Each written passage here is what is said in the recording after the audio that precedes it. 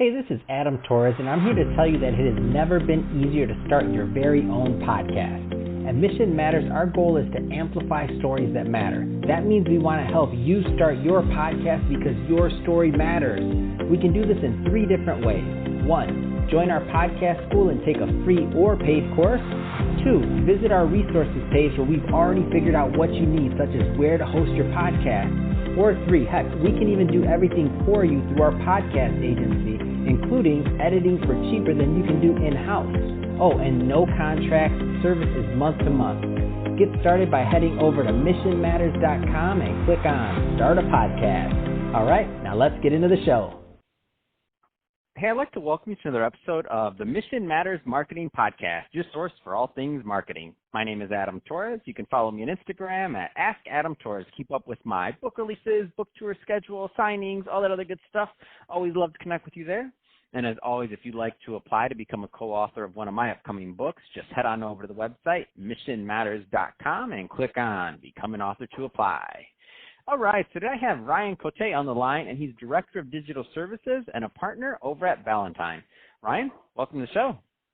Hey, Adam. Happy to be here. Oh, man. So first off, I'm excited to get into today's topic. So we're going to talk about digital marketing for small businesses, which is, I know, one of your expertise. But then also I see here that, third-generation family-owned direct mail and digital marketing agencies. So just to jump right in, tell us a little bit more about Ballantine. I feel like I'm talking to media and marketing royalty here.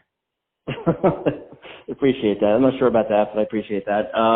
Well, we go back 55 years. It's in your blood. It's in your blood. I don't want to hear it. You're too kind. It's in your blood. Go ahead. I guess it is. Yeah, my great uncle started the company in the mid-'60s, so we're going on like 55 years or so. We started out doing direct mail. We still do a ton of it. And about 5 years ago, we layered in digital marketing. So now we have a full team of digital specialists from SEO to paid search, content, social, et cetera. And that's what we do.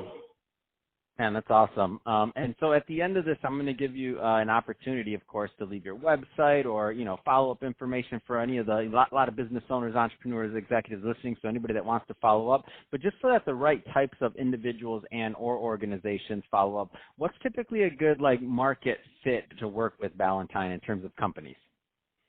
Yeah, that's actually a relevant question for right now as we go through COVID-19.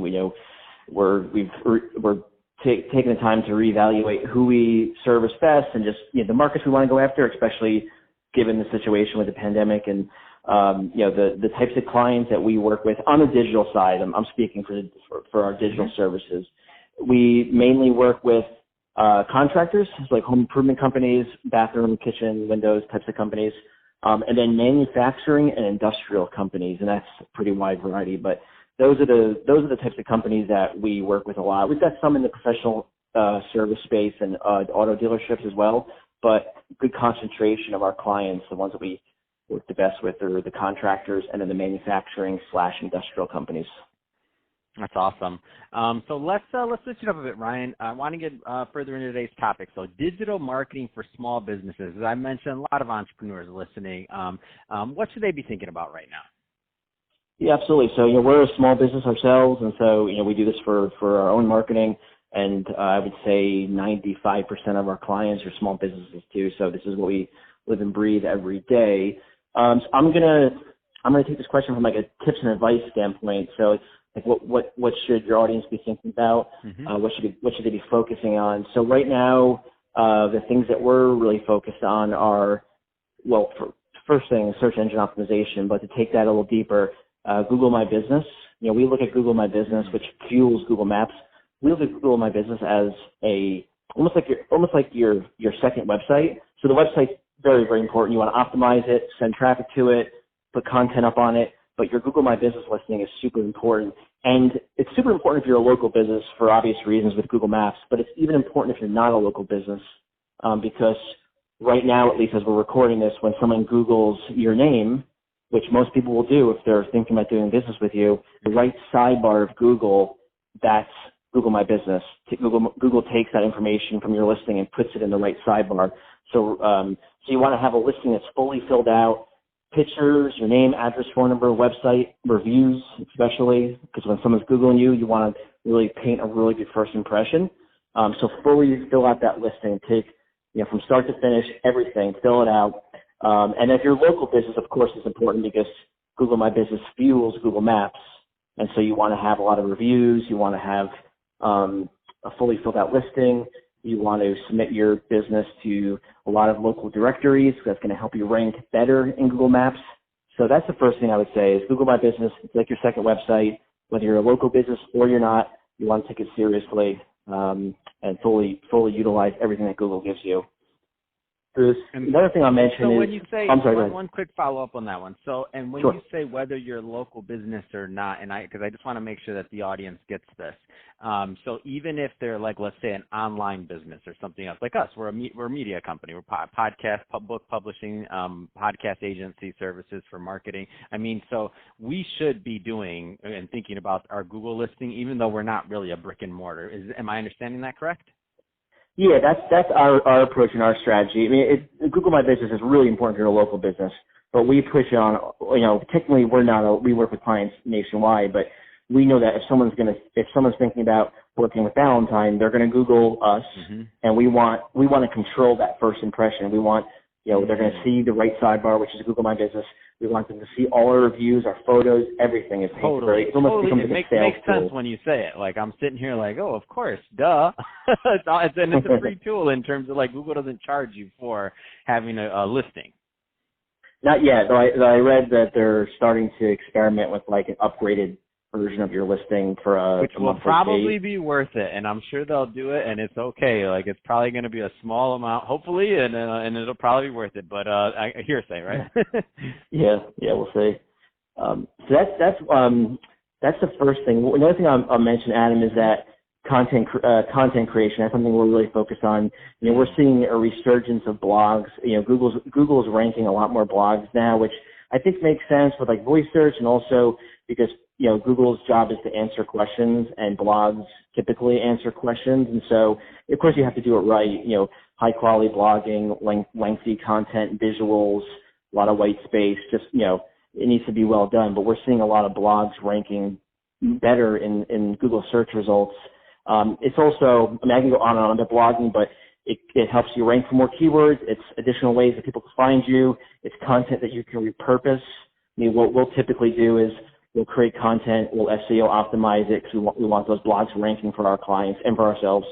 And then we'll put it on Facebook, we'll put it on LinkedIn. We view the social platforms and the advertising part, we view them as sort of like platforms for us to syndicate our content. We know that we could put our blog on LinkedIn and Facebook, for example, and then spend some advertising money and force that content in the feeds of the right people and provide that valuable content to them so that they see it, hopefully, and they click on it and read it.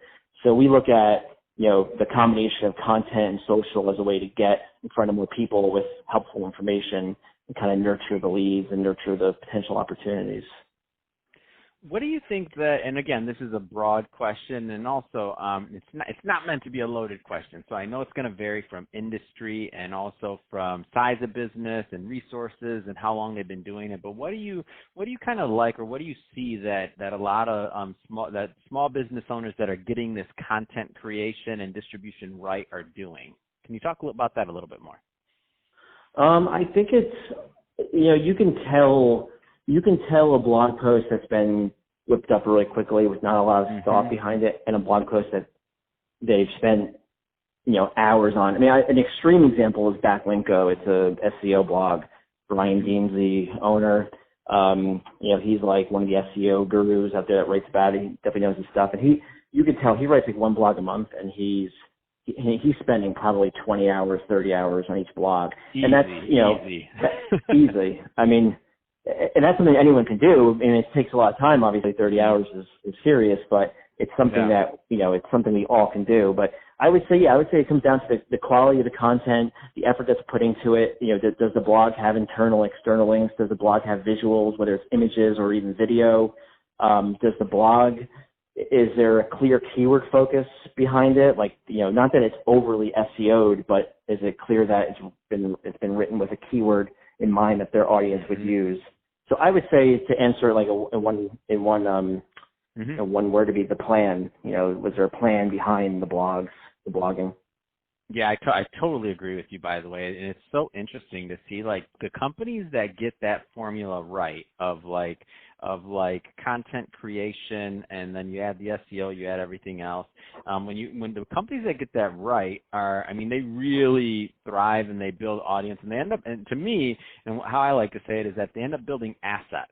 Like they end up building a real email list of people that open their emails. They end up building they end up getting real inbound traffic and real inbound leads that actually convert. And not saying sales process isn't important, because it is, but they get a lot more of those just kind of like teed up easy sales for their team, because the content they've been putting out has been warming up their audience for so long and so well that when people are calling, they're just kind of buying. And as long as it's a good fit, and price is obviously, all those things are beyond this discussion, but as long as there's a correct process that matches the quality of content. But content's king, and I tell people that all the time, so I love you bring that up.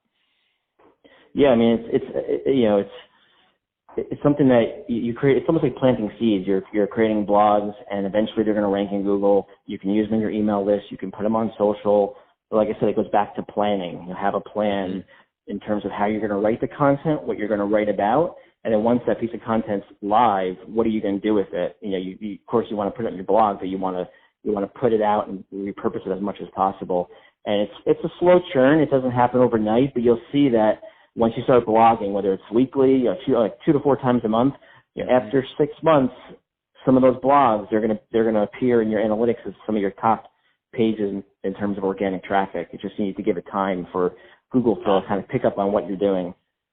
So, Ryan, I can talk to you about this stuff all day long, but we're about out of time for this episode. So that being said, if somebody is listening to this and they do want to follow up and learn more about what you're doing over at Ballantine on either the direct mail or the digital marketing agency side, I mean, what's the best way for them to follow up and to connect?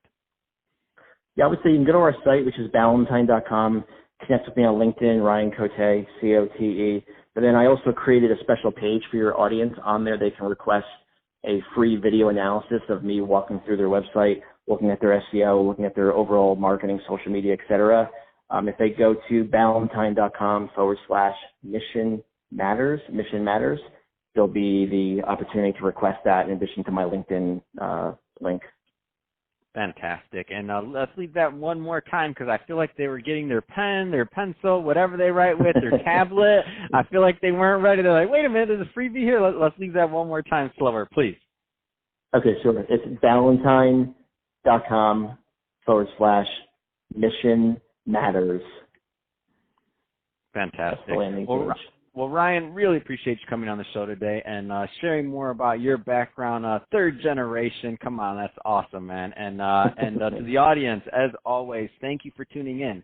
Hope you got a lot of value out of this. If you did, don't forget to subscribe to the podcast, leave me a review on the Apple iTunes Store, and if you're watching this on our YouTube channel, Mission Matters Marketing, definitely give us a subscribe there, but leave us some comments in the video. Love to know what kind of projects and things that you're working on. And Ryan, thanks again for coming on the show. Thanks, Adam. Thanks, everyone, for listening.